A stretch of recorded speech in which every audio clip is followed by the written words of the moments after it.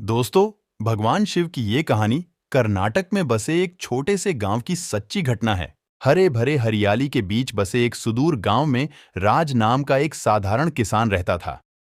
भगवान शिव की कृपा से यह गांव फल फूल रहा था, जिनका प्राचीन मंदिर इसके हृदय में स्थित था।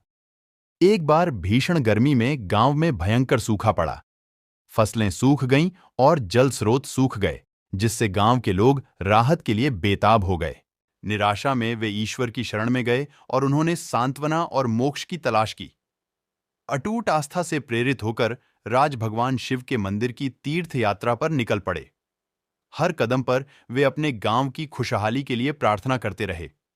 मंदिर पहुंचने पर राज ने अपने दिल की बात भगवान से प्रार्थना में कही और भगवान से सूखे को खत्म करने और अपने लोगों को बचाने की प्रार्थना की।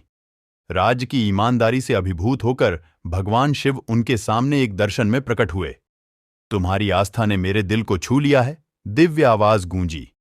अपने गांव वापस जाओ और कल भोर में गांव के लोगों को मंदिर में इकट्ठा करो। राज ने उत्सुकता से भगवान शिव का संदेश गांव के लोगों को सुनाया, जो उम्मीद भरी प्रत्याशा के साथ मंदिर में एकत्र हुए थे।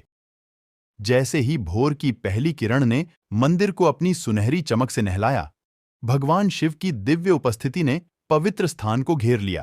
अपने हाथ की एक लहर से भगवान शिव ने एक शक्तिशाली तूफान बुलाया, आसमान को काला कर दिया और सूखी धरती पर मूसलाधार बारिश की।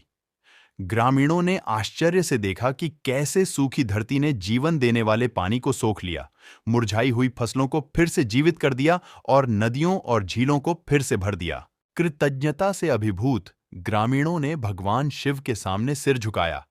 उनके दिल श्रद्धा और विस्मय से भरे हुए थे। उस दिन से उन्होंने भगवान शिव के दिव्य हस्तक्षेप के चमत्कार का जश्न मनाया, अपने गांव पर बरसाए गए भरपूर आशीर्वाद को संजोया। जैसे जैसे साल बीतते गए, भगवान शिव के चमत्कार की याद बनी रही, जो विश्वास की शक्ति और दिव्य की असीम करुणा का एक वसीयतनामा बन गया। और ग्रामीणों के दिलों में उनके और उनके प्यारे भगवान शिव के बीच का पवित्र बंधन और भी मजबूत होता गया, जो उन्हें अटूट भक्ति के साथ जीवन की परीक्षाओं और जीत के माध्यम से मार्गदर्शन करता रहा।